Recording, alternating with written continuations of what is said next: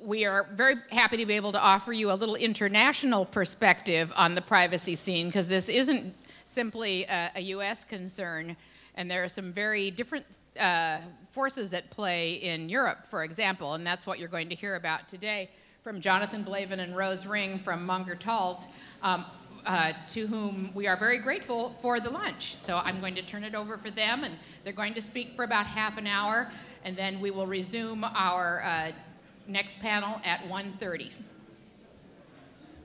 Okay, is this on? Can you hear me? Is this on? Yeah, there we go. Okay. Well, we are really excited to be here today. I understand you've been hearing all about US laws and regulations all morning, and so we'll scare you more with some European laws and regulations. I'm just going to move pretty quickly through just an overview of the EU data protection law, and then Jonathan, just recently, a working group issued a paper addressing specifically the application of the EU Privacy Directive to mobile apps. So that's really what's going to be most relevant to you. So Jonathan's going to go into a lot of detail on that. I'm just going to move through a pretty high-level overview of the directive itself. Am I getting feedback? Am I too close? Okay. Okay, so at a very high level, US data privacy regulation is very different than EU data privacy regulation in that the EU actually has a comprehensive regime that governs data protection. It's generally called the EU Data Protection Law, whereas in the United States, there's no kind of uniform federal scheme. California is actually way ahead of most states in data collection, but what results is a situation where laws vary from state to state, and there's no uniform rules that everyone knows to follow.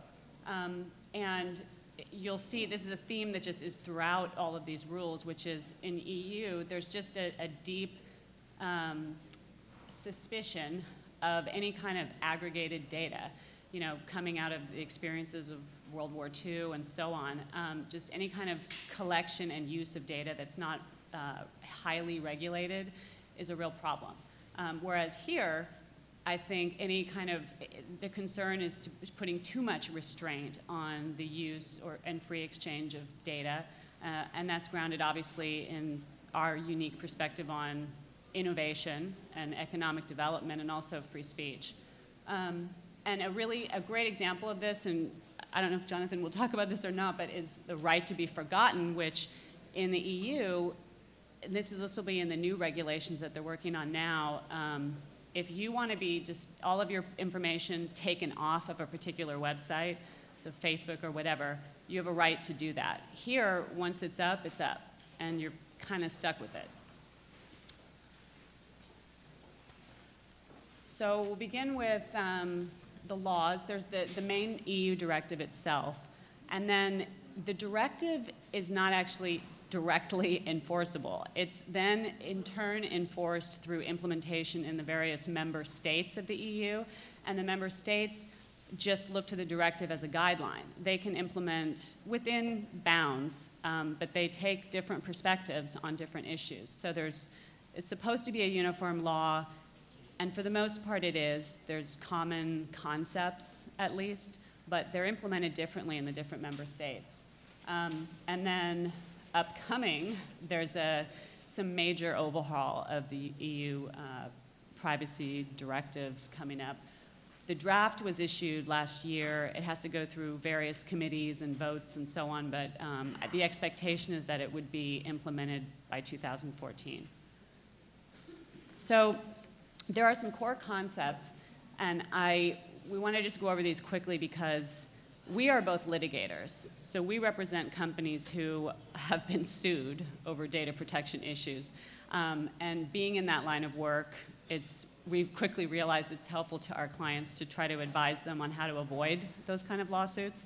And so we had to get up to speed on the EU regulations and directive, because if you're an international corporation and you have EU citizens who buy or use or access your internet online, you are subject to these regulations. So there are some core concepts that we don't have in the United States, at least not directly. The first of which is, so the definition of protected data. And it's basically anything that's identifiable. This is a concept that we're struggling with in the United States, and that is what data is actually protected. There's the obvious stuff like social security number, but is it really protected data, which website you visit or how long you stay on the website? In the EU, any information that can be tied to an individual is protected. And then there's a subset of personal data called sensitive data, which, as you can see here, it's racial or ethnic origin, political opinions, religious or philosophical beliefs. Things obviously that, again, the concern there is some aggregation of this information about a particular group of people could be put to nefarious use. And then the data subject is a common term, and that's just an individual whose data is being collected and used. The next concept is a data controller. And as it says here, it's the data controller that is responsible to comply with these EU regulations. And the controller is basically the person that, or entity, it's an entity generally, that decides how the data is going to be used. And then the last are data processors. And these are entities, it can be an affiliate of the data controller, or it can be a third-party vendor.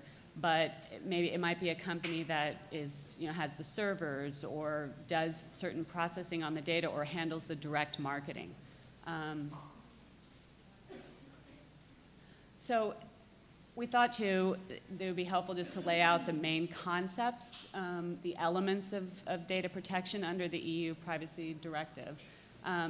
Fairness and lawfulness, which is, in legalese is as broad as can be. Intentionally, I think, but generally this is kind of a touchstone that when something seems wrong to a data protection authority, they're called DPAs, they'll go back to this fairness and lawfulness standard. The next is purpose limitation, and some of these concepts we have here in the United States. They've been talked about by the FTC or by the Attorney General's office, but it's to limit whatever, you shouldn't collect all the data that you can. You should collect the data that you need to meet the purpose of whatever it is that you're doing, whether it's your app or your business. Proportionality and for purpose limitation, and you should only then use the data for that purpose. So when you're collecting the data, you tell the user for what purpose you're collecting the information, and then you only use it for that purpose. Proportionality is related to what I just explained, which is just you only collect what you need, basically. Data quality here, and I'll run through this quickly in a bit. This has to do with the right to access and correct the data. You have to give users the right to access the data that you have for them and to correct it if they believe it's wrong. Individual rights is the same concept, and there are other things tied up here like disclosure and consent. Security, again, it's a basic concept that the data be secure and protected. Restrictions on international transfers. Data cannot be transferred out of the EU unless certain requirements are met. And then jurisdiction, how the EU exerts jurisdiction over entities. One is obviously an entity is based in the EU, but they can also do it under the EU directive. It applies to data processing. So even if an entity is outside of the EU, if it processes data in the EU, at least on the face of it, it's subject to EU jurisdiction.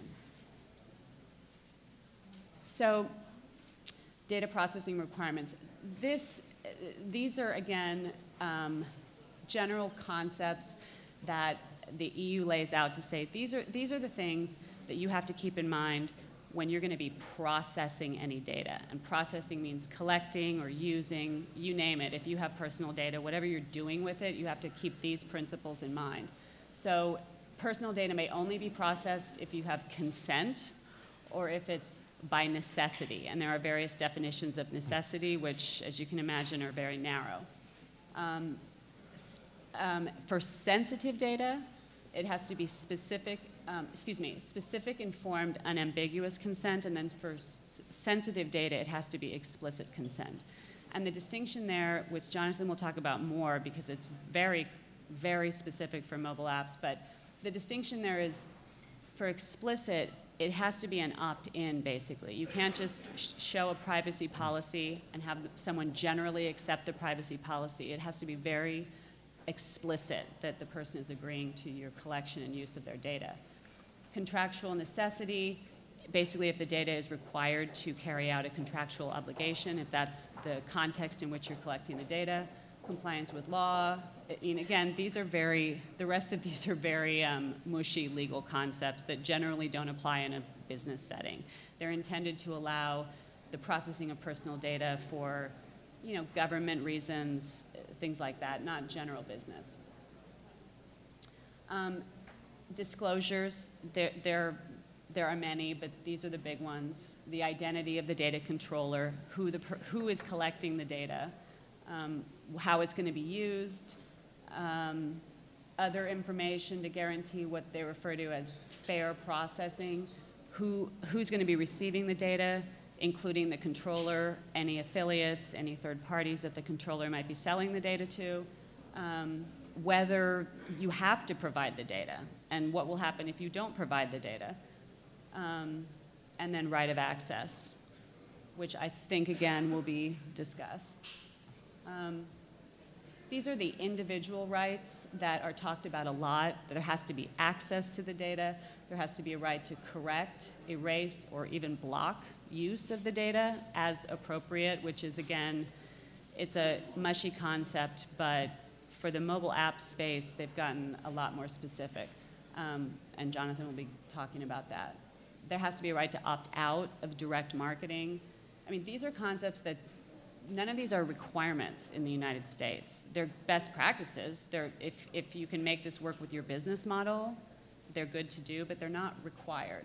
And then this last one is very interesting. We don't have anything like this here, but you have a right not to be subject to decisions affecting you based solely on automated processing of data.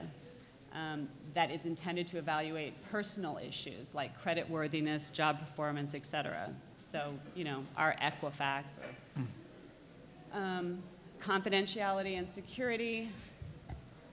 Again, this is actually here, again, in the United States, there are obligations to secure data, but they're actually spelled out and part of the EU Privacy Directive. The controllers must implement appropriate technical and organizational measures to protect personal data against unlawful processing. And it's a flexible concept. It allows for changing technologies that improve over time. It's written to be general enough to capture those things. So it has to ensure a level of security appropriate to the risks presented by the processing and the nature of the data. And in light of the state of the art and the cost of implementation. And that's meant to, again, allow some flexibility in both the technology that's used and the type of data that might be collected. Then there's the international data transfers, and this can be very tricky. So this most often comes up where there's a US corporation that has a subsidiary in the EU and is collecting data of the EU citizens and wants to transfer that data, let's say, to the United States so that the company can create a general customer database. You cannot do that unless you meet certain requirements. They have what they call whitelist territories. The touchstone standard is there in the first line. Transfers to countries that ensure an adequate level of protection, i.e. the same as the EU.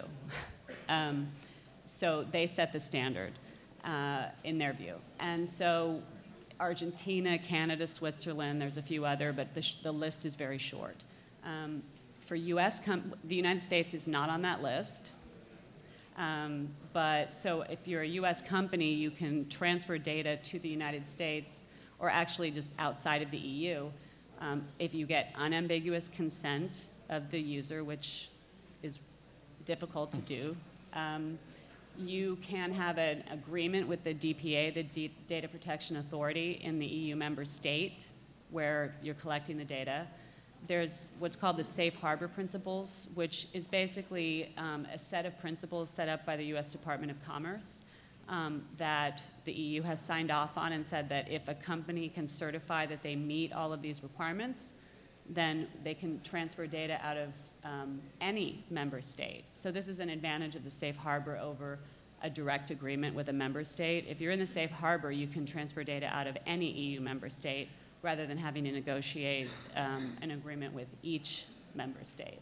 And then finally, you can directly contract with data controllers in the EU. You know, there are difficulties there. You have to negotiate the contract. It has some limitations that you wouldn't get, you know, the safe harbor. You may have to negotiate many of these contracts rather than just having one safe harbor certification. The advantage, though, is under the safe harbor principles, you can only transfer the data to the United States. If you have a contract with a controller or processor in the EU, you can transfer the data anywhere. And then finally, I think I've already talked about this, the jurisdiction, which again will be changing under the new regulation. Basically, the EU is, what they've found is there are a lot of companies that are not located in the EU, and they're use that to avoid regulation by the EU for obvious reasons. And they are right now reviewing several proposals to extend their reach so that if you're collecting data from an EU citizen, period, the EU would have jurisdiction to regulate you.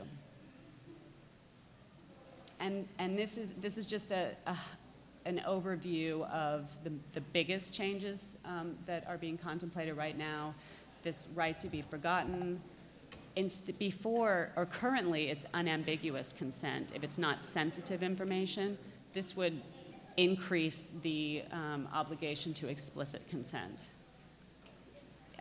Easier access to data. People have to now will, if it's adopted in the current form, have to be able to ask for their data and have it be in a format that's portable so they can move from provider to provider.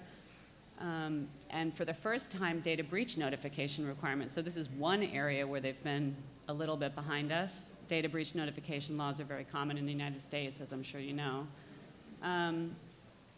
One of the biggest problems, for as advanced as they are in terms of an EU-wide directive, because it's implemented a little bit differently by each member state, they're having a lot of implementation issues. It's just it's an administrative nightmare, even for EU companies. And so they are really, this time with these revisions, trying to centralize authority, which, you know, they have federalist proclivities over there as well. The member states aren't all getting on board. They still want to be able to control it themselves, but it is presenting some real problems. But under the proposal, at least, the national DPA would have a lot more authority than it does now. Expanding scope over non-EU companies, I covered that, but basically what they're trying to do is to say any non-EU company that offers goods or services to the EU, in the EU, or monitors the online behavior of EU citizens would be subject to these regulations. And finally, I mean, these are just kind of some interesting quotes of the politics that are going on right now in the EU. It's been in the papers, but Google, Facebook, a lot of companies from here are over in the EU actively lobbying to try to get them to open up some of these restrictions, which is very difficult to do, given it's based on their history, a totally different cultural approach to these issues. And so these are just some quotes on the reaction, which is not good so far. So perfect timing, last month, it's the Article 29 Working Party, and they from time to time issue papers that try to address specific issues and explain how the directive is going to apply in a particular set of circumstances. And just last month, they issued one on mobile apps. So we thought that would be very appropriate for this audience, and Jonathan's going to talk about that. Thanks. Yeah, so as Rose said, last month, what's called the Article 29 Working Party issued a report on mobile apps and how they should comply with the EU data protection law. And what's interesting about the Article 29 Working Party is the chairman of that party is Mr. Konstam, who, in the quotes Rose put up, said that he was fed up with U.S. companies trying to lobby the EU, and how would the EU feel about, how would the U.S. feel about European companies trying to lobby to, have changes to the Fourth Amendment? So that gives you a little bit of background as to the Working Party's perspective with respect to the applicability and scope, potentially, of EU law over U.S. companies. And while the Working Party opinions are not binding, they do give an indication of how the local data protection authorities in specific countries would in fact interpret their national laws. So this isn't binding law that I'm going to be going over, but it gives you a strong indication of how in fact the EU directive would be applied with respect to mobile apps. And the EU was interpreting and construing, the Working Party was construing the 1995 directive and what's called the 2002 e-privacy directive. And specifically, Article 5.3 of that directive provides that the storing of information or the gaining of access to information already stored in the terminal of equipment of a subscriber or user is only allowed on condition that the subscriber or user concerned has given his or her consent, having been provided with clear and comprehensive information. So the Working Party was not dealing with the proposed 2014 new regulation. This is under existing laws. But nonetheless, the concepts that you see in the Working Party report definitely inform the new regulation which is being proposed and how countries would in fact implement it. So probably the most important and interesting aspect of the Working Party report is that, in fact, EU data protection laws apply to any entity located outside the EU under the existing directive that's collecting personal data of individuals located within the EU via an app, regardless of the location of the app developer. So if you're here in San Francisco making an app and someone, as we say in Luxembourg, downloads that app, you potentially are subject to this entire regime which Rose provided an overview of. And this may mean that developers have to, for example, appoint data protection officers in the EU, and there could be potentially fines for noncompliance with the EU regulations. So how, in fact, did the EU's Working Party assert jurisdiction in this context? As you'll recall, there were two prongs to jurisdiction under the existing directive, and one that you had to have an establishment in the EU. Well, clearly most developers, certainly the developers in this room, don't have potentially offices located within the EU. But as you'll recall, the EU directive also provides that if you have any kind of processing of data located in the EU, that could subject you to regulation. And what the Working Party said here was, well, since the device that the end user has is instrumental in the processing of personal data from and about the user, this is pretty much sufficient. This usually fulfills the requirement. And I think that's a bit interesting because typically when you think of data being processed, you think of you've hired a company to process data or you have some means of processing data. But in fact, what the Working Party says is that the end user has a device that they bought that processes data for you, therefore you're subject to the EU's regulations and jurisdiction. So as Rose noted, the EU concept of personal data is extremely broad.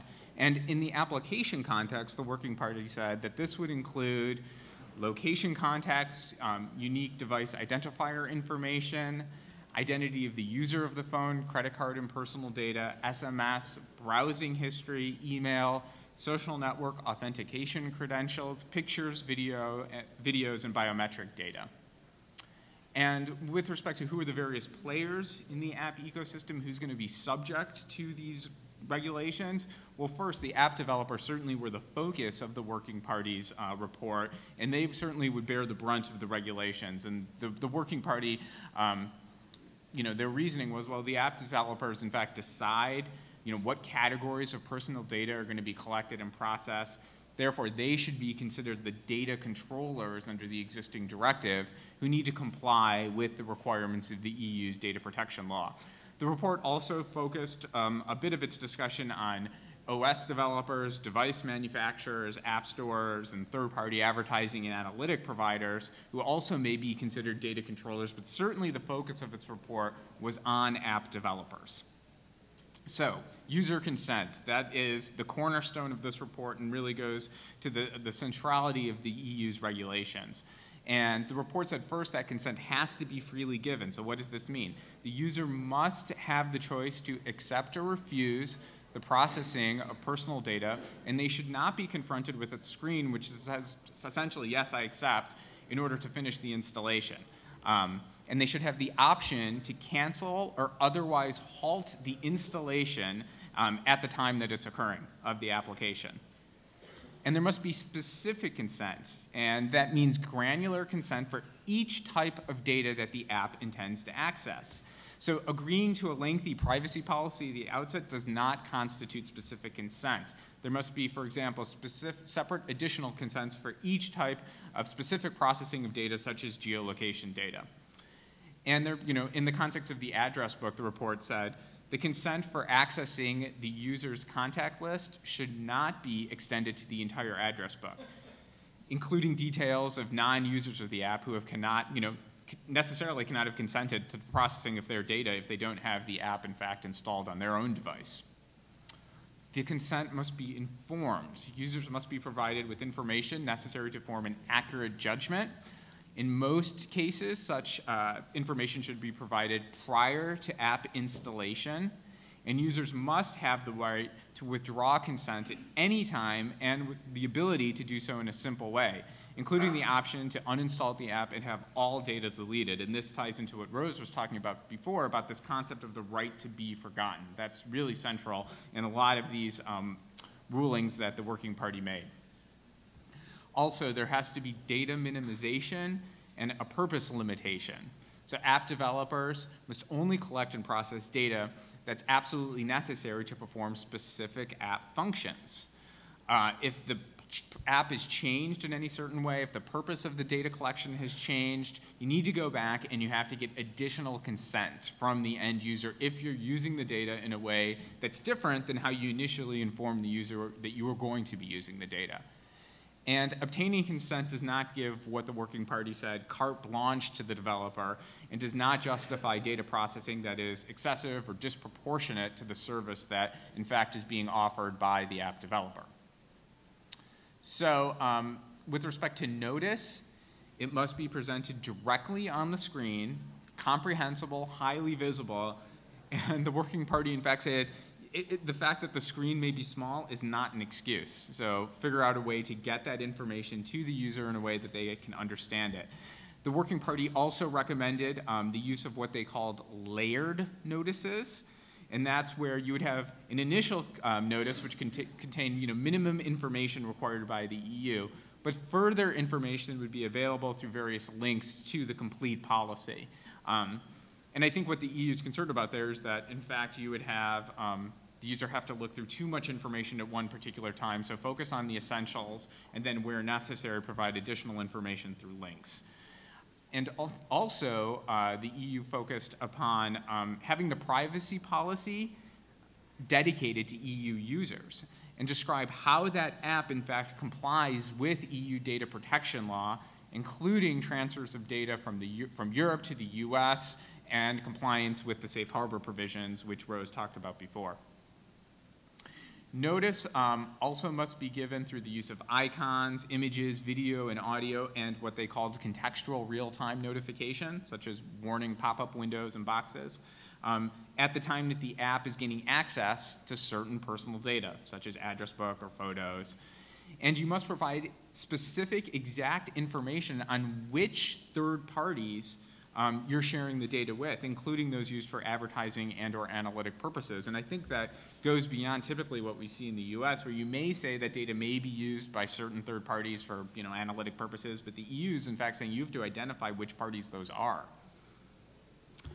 Security measures, as Rose mentioned before, generally there's a security prong to the directive.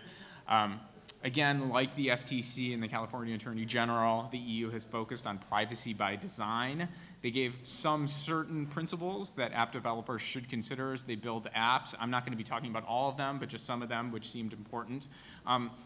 First, and a little bit of tension, they say, well, storing and processing data on the device gives the user the greatest control over the data, and that's great.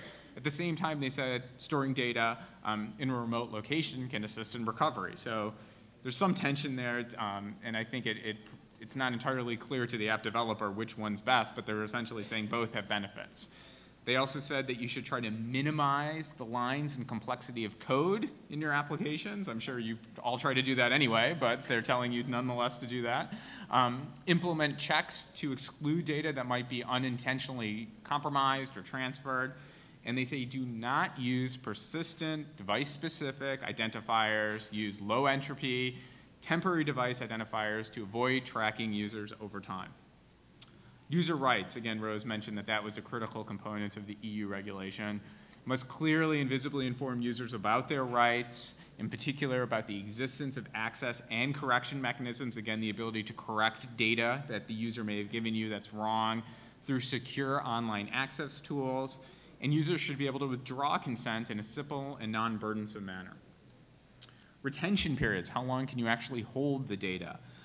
Personal data may only be retained for predefined and reasonable periods of time, and the developer should predefine a period of inactivity upon which expiration of the app should alert the end user, and in the case of non-responsiveness, the user doesn't get back to you, you should delete the data or have it irreversibly anonymized. And I think that to a lot of developers here, you know, that's pretty surprising, but that's what the EU is saying. And again, this ties into that right to be forgotten, which the EU is focusing upon. So if someone hasn't used the app in a long time, you reach out to them, they don't respond, you need to delete that data or irreversibly anonymize it.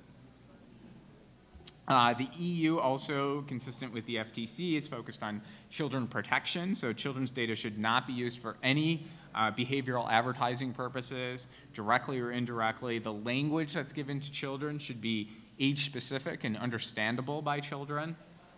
And you know, that pretty much covers all of the guidelines of the report.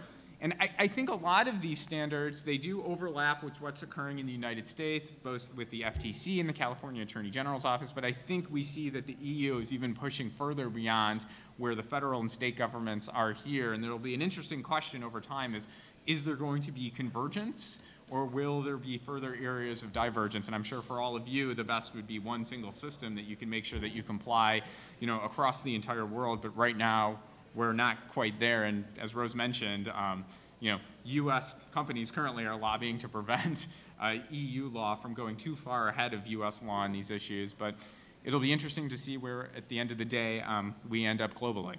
So that concludes our presentation. If anyone has any questions, we'd be happy to answer them.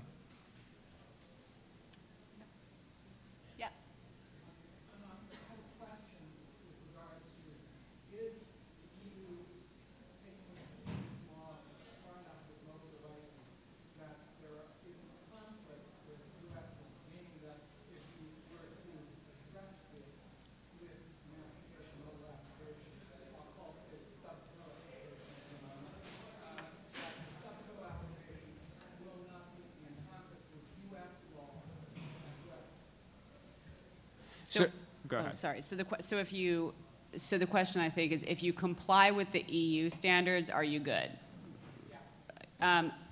Yes, is the short answer.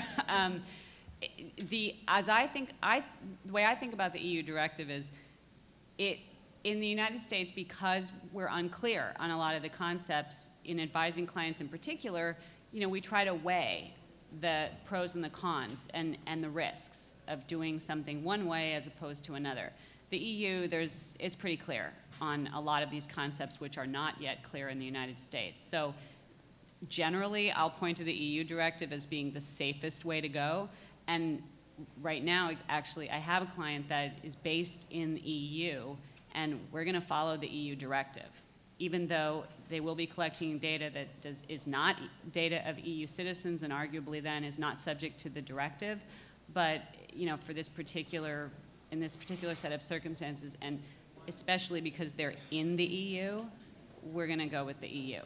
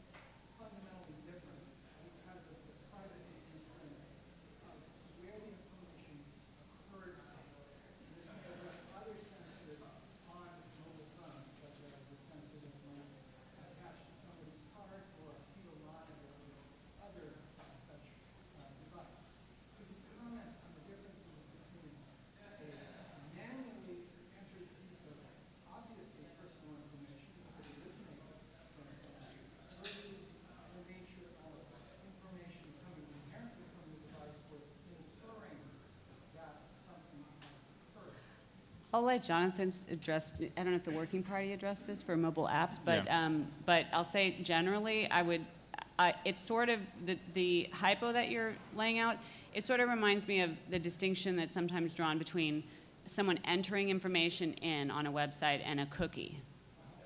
It's all personal information if it can be identified with an individual. I don't think the manner of the collection would make a difference. Yeah, I think that's right. The only thing I would add is if the user is manually inputting the data, arguably you would have a stronger case for consent because they were doing that, as long as you provided sufficient notice about when you give us data, what we're going to use it for. But if the device is automatically kind of processing and inferring that data, that's a situation where I think the working party paper suggests you have to have some kind of pop-up notice that goes to the user saying we're about to collect this data and use it in a particular manner. I mean, the touchstone is, can it be associated with an individual? Yeah.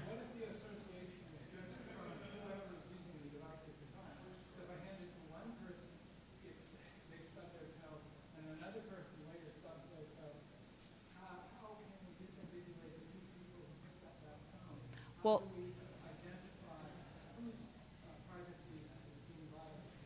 I don't think you, just off the top of my head, I don't think you could in that situation. That would probably anonymize it by definition, in that if there were, unless you had some log about who was using it at what time, and but if you didn't know who was using the device at a particular time, so that you didn't know whose stub-toed data it was, then it's anonymous. Right. And to add to that, as noted, the working party focused on making sure you're not collecting any device-specific information such that you could identify the device, which would be tracked to a particular user. So as long as that information wasn't there, yeah, I think it would be, for all intents and purposes, anonymized.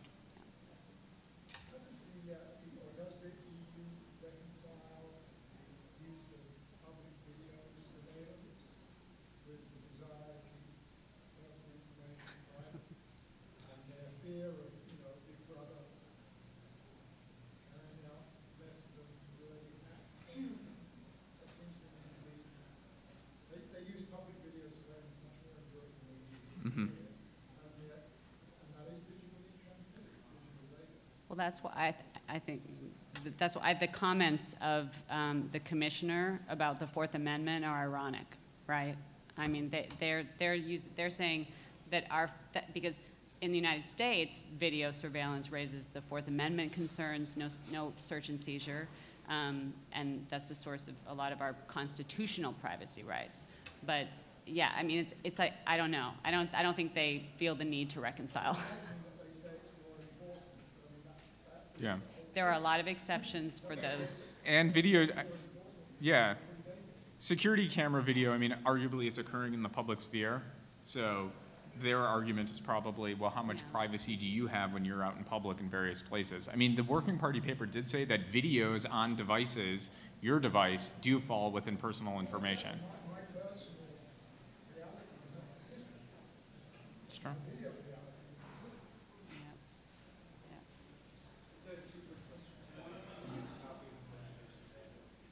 Yeah, that shouldn't be a problem. Yeah. We can give it to Charles, who will probably put it up on the website for you. The second I had is about jurisdictional reach. We're an application with 8 million users, which about 50% are in the EU, but we don't have any touch points in the EU. So at what point do you feel the EU is going to look at non-native jurisdictional applications and say, how do you start to supply? Really, what's the reach? Well, the working paper makes pretty explicit that if you have users in the EU who've downloaded your app, you are subject to the EU's regulations. Now, there's a practical question of, are they going to go after developers in the United States? Well, have you seen any instances that they're starting to process? We haven't seen that yet. I mean, this working paper just came out a month ago, so we'll see what happens in the future. I mean, there's obviously complications about, are they going to spend resources going after, a small developer in the United States? Right. But I mean, I think they're sending a clear signal that if the app is downloaded by a user in Europe, data is processed on that device in Europe, you are subject to these laws. Yeah. Hi, Daniel. I'm a software engineer. I work with a lot of startups. I have a question. One of my clients recently was developing an encrypted voice communication application that was subject to CALIA, which is the U.S. federal wiretap statute. Yeah. CALIA stipulates that you actually have to do the opposite of what you're describing, like centralize the information, make it so it's easy to identify users so that you can give government agencies access to that information. Isn't that sort of in conflict with these anonymizations that you're describing that are being regulated by the European law? The European law doesn't require that data be anonymized. It just says if it's not, these are the requirements it's subject to. Yeah. Yeah. But I mean, I think you do see, those potential tensions between U.S. and EU laws, particularly when you're dealing with a statute like CALIA, which is focused on something entirely different, really, than consumer data protection. So. Yeah. Yeah, I mean, and you point out another tension that we have in common on this video point. The government wants to preserve rather its ability to use the data as it wants to as well. So we have that in common. Yeah. Can you speak really quickly to the timeline for the adoption and frame it through the lens of the upcoming elections in 2014 in the EU? So in other words, when is this maybe going to pass? And if it doesn't pass by the election, when might it pass after that? Because a lot of this is not like officially adopted law yet in the EU, Right. correct? Well, so the working paper. Well, no, just to be, most of it is. Most Yeah. of it is, yes, it is. But some of the changes, the specific, the changes that we talked about, those have not yet been adopted. I'm not expert on European politics, but the timeline, it has to be approved by the European Parliament, by the European Council. That's expected to occur this summer.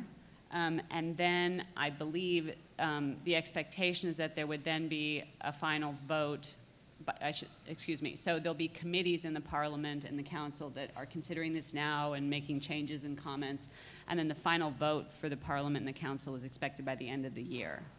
So, and I don't know if maybe that is, again, maybe we have this in common. I don't know if it's timed that way because of the 2014 elections. So my understanding is, having spoken with somebody who's an attorney in Europe who deals with this regularly, is that basically if the changes don't make it by the election, the reality of the political environment there is, and this is purely anecdotal observational, is that it will take some amount of time on the scale of years, like a year or two, to get up enough momentum to bring it back up. Right. Because of the election and because of kind of, what happens over there, because it's a multinational kind of situation. Right. That's what I was thinking. Well, that's interesting. I mean, look, there's not uniform support for this because it does, some would argue, inhibit the flow of commerce. And a lot of it, not just here, not just for us, but for European companies as well. So, and one who I am working with now who is very frustrated. So. And just to be clear, everything I talked about with respect to the working party is their interpretation of existing current EU law, Yeah. not what's proposed to pass in 2014. Yeah. Yep. How do y'all see IFDA faring under EU law? Do you think it'll be less sensitive than the traditional EID or identifier requirements, or do you think that they'll treat it just as sensitive as they treat the UK? I'm sorry, what was that? IFDA? Yeah, the identifier for advertisers by Apple. Okay. I haven't specifically looked into that issue, but I think the working party was pretty broad in terms of identifying what constituted personal information on the device, including, beyond UDID. I go back quickly to my slides. So the new identifier is supposed to give the user more capability to opt out to get the full spec. But is it identified with a particular person? It has to be if it's an opt-out, right? So it's a device identifier for advertisers, and you can reset it every once in a while. You have to go on your computer and sort of your devices. It's not like just like an on-off reset. Right. The working party didn't specifically address that. They did say IMEI, IMSI, and UDID does constitute personal information, but it sounds like if it is potentially relatable to a particular user, it probably would fall within the scope of personal data. But it embeds in a layer of choice to de-identify. That would just fall into the consent issue, I think, as to whether or not you could opt out or opt into it. But just for the basic threshold question of whether or not it's personal data, it's... I was just wondering, do you think it would be treated as less sensitive than personal data? Because it embeds.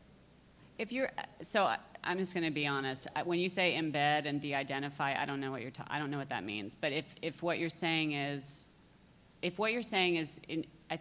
I don't know how this works. But what you mean by de-identify is that then it can't be identified with the device anymore. So, yeah, basically it resets whatever ID is identified with the device itself. Well, then that might be different. I mean, the touchstone is just, I own this device, and can you use this information to track back to who I am? And so if what you're saying is they would not be able to use that information to track back to a particular device and therefore to me, then that might warrant different treatment. Well, you can, it can be used Unless you opt out. Resets it. So the user can reset it. So it can and it cannot. That's similar to a cookie. Yeah, I mean, it would seem to probably, the fact that the user has the ability to de-identify wouldn't mean that the information at the threshold is personal data. Or is not. Or is not, so, yeah. Okay. Thank you very much. Thank you very much.